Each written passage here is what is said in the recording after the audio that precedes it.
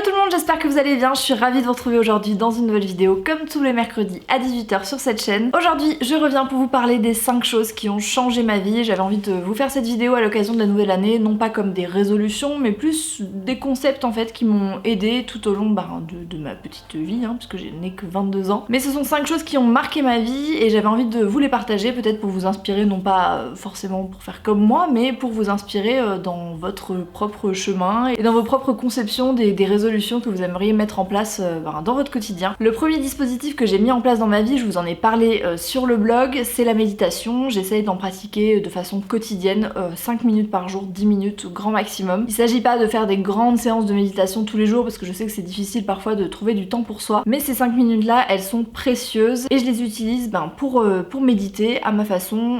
Au début, je me suis aidée d'applications et notamment l'application Petit Bambou qui est très bien faite. C'est vraiment un guide et une aide précieuse quand vous commencez la méditation. Ça vous permet vraiment de vous recentrer, d'apprendre à respirer et d'apprendre à être dans l'instant. La méditation, c'est vraiment une hygiène de vie et ça permet juste de se poser, de se recentrer, de vider votre tête réellement. Au début, j'avais du mal à vider ma tête, j'avais toujours des pensées à droite à gauche et j'ai réussi à utiliser ces 5 minutes comme une bonne sieste ou des heures de sommeil. Ce que je veux dire par là, c'est que c'est réparateur et ça permet de commencer la journée du bon pied. Moi, j'aime bien le faire le matin, mais vous pouvez très bien faire ça le soir si vous avez envie de décompresser de votre journée. Je vous mettrai le lien de l'application Petit Bambou en barre d'infos. Ce n'est pas sponsorisé, je ne suis pas payée pour vous parler de cette application, mais c'est vrai que c'est une application qui est très bien faite, vraiment quelque chose qui fait partie de ma vie et ça a complètement changé ma façon de commencer mes journées. La deuxième chose qui a changé ma vie, c'est la lecture du livre L'art du rangement de Marie Kondo. J'ai lu ça il y a quelques années maintenant, il y a 2 ans je pense. Marie Kondo, si vous ne la connaissez pas, c'est une femme japonaise qui a mis en place une méthode de rangement. C'est une méthode assez particulière, je pourrais pas vous la résumer en vidéo, mais Netflix vient de sortir justement un reportage, un documentaire en fait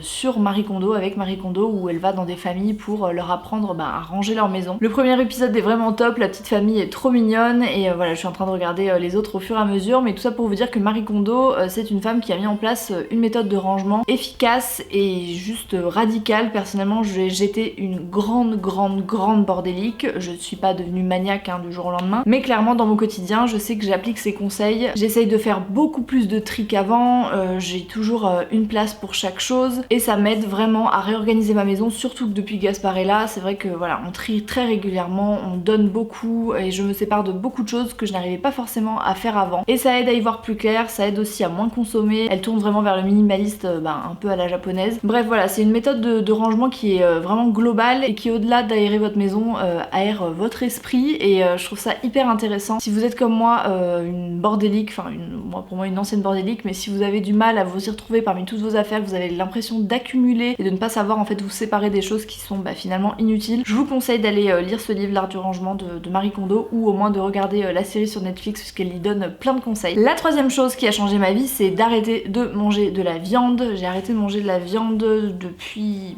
au moins 4 ans je pense. J'ai pas une date précise en tête, entre temps j'en ai remangé, notamment quand j'étais enceinte, je vous l'avais dit je crois dans ma vidéo du premier trimestre, j'ai eu une envie de manger de la viande, donc j'ai écouté mon corps, j'ai mangé de la viande. J'en ai remangé aussi à certaines occasions, mais c'est vrai que pendant une longue période j'en ai plus du tout mangé et là depuis le 1er janvier on a complètement réarrêté, autant Samuel que moi. Enfin Samuel m'a rejoint en fait, il a pris la décision tout seul, il me l'a dit un jour comme ça, il m'a dit j'ai envie d'arrêter la viande, je prends plus aucun plaisir à en manger et il m'a dit qu'en fait il pouvait très bien s'en passer. Et c'est vrai que voilà, en me côtoyant et en vivant ensemble, il s'est rendu compte que c'était tout à fait possible de s'en passer. Il en consommait déjà très peu. Là, il a pris la décision de ne plus du tout en manger. Et c'est vrai que moi, ça a changé ma vie, notamment en termes de sommeil, en termes de peau. Ma peau, j'ai halluciné le changement en fait entre avant et maintenant. Alors certes, il y a 4 ans, j'étais encore un peu dans l'adolescence, donc peut-être que ça y joue, mais je pense aussi que d'arrêter d'en manger, ça a permis à ma peau d'avoir moins d'imperfections. En tout cas, je le remarque. Et les fois où j'en ai remangé, c'est vrai que j'ai remarqué que ma peau réagissait tout de suite. Au niveau de mon souffle également, je suis beaucoup moins essoufflée que quand je mangeais de la viande et ça m'a permis aussi de me rendre compte que c'était pas forcément nécessaire à ma vie et que j'arrivais à le remplacer par d'autres choses. Alors je ne suis pas végétarienne, je mange encore du poisson, on en mange environ 1 à 2 fois par semaine, mais petit à petit réduire les protéines d'origine animale, ça veut pas dire arrêter complètement, je suis pas en train de vous dire qu'il faut arrêter complètement, chacun fait bien ce qu'il veut, mais personnellement c'est le chemin que je prends et le fait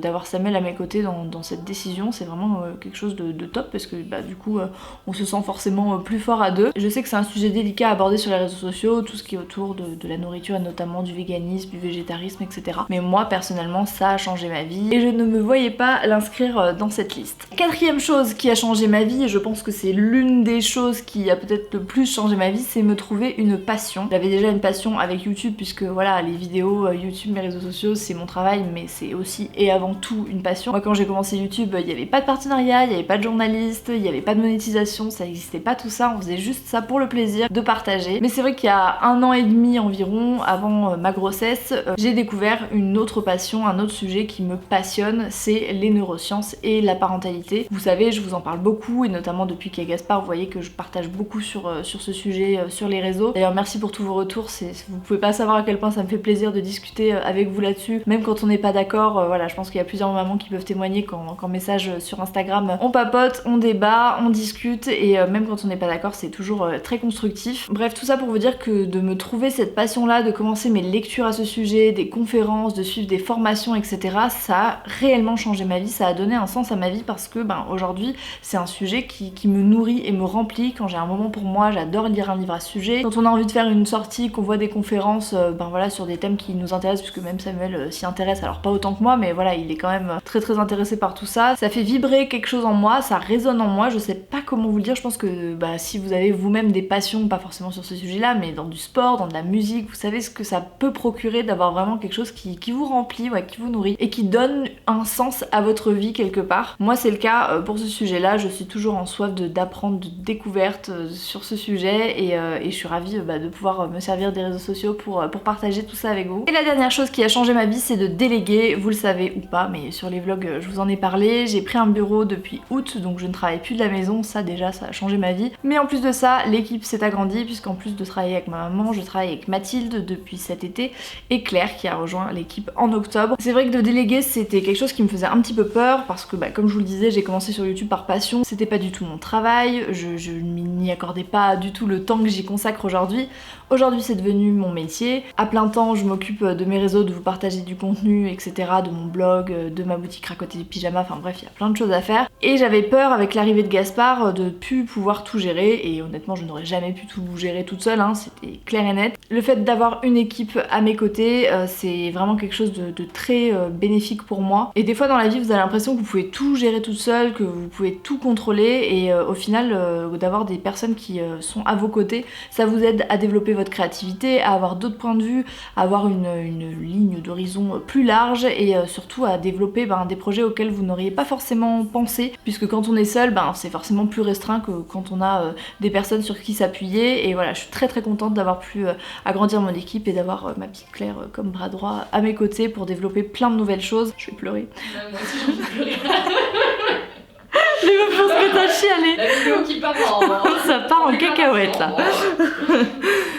On va se calmer là, hein, petite émotion. Notamment en 2019, on a de très beaux projets à venir et si j'avais pas eu Claire à mes côtés, je n'aurais jamais pu voilà, les mettre en place. Donc ça promet de très belles choses pour les mois et les années à venir, parce que j'espère que cette collaboration durera encore pendant très longtemps. Et voilà, tout ça pour vous dire que parfois il faut savoir sortir de sa zone de confort et se faire confiance et faire confiance aux autres. Et c'est vrai que moi je travaille dans un milieu où c'est très difficile en fait d'accorder sa confiance parce qu'on ne sait pas voilà, à qui est-ce que finalement on parle. Au début on a toujours des a priori à se demander si la personne est là par intérêt, etc. Et au final quand on fait confiance et qu'on tombe sur les bonnes personnes, et on a juste envie de se dire qu'on a bien fait et qu'il fallait peut-être le faire depuis longtemps. Mais au final je me dis si je l'avais fait avant, j'aurais pas rencontré Claire. Donc je me dis que la vie est bien faite. Dans tous les cas, faites-vous confiance dans ce genre de moment. Je sais que notamment quand on est entrepreneur, on a un petit peu voilà, l'impression d'avoir son petit bébé et de pas vouloir trop le confier, hein. C'est un petit peu l'image qui me vient en tête. Et finalement de belles choses peuvent se créer. Donc voilà, c'est une leçon que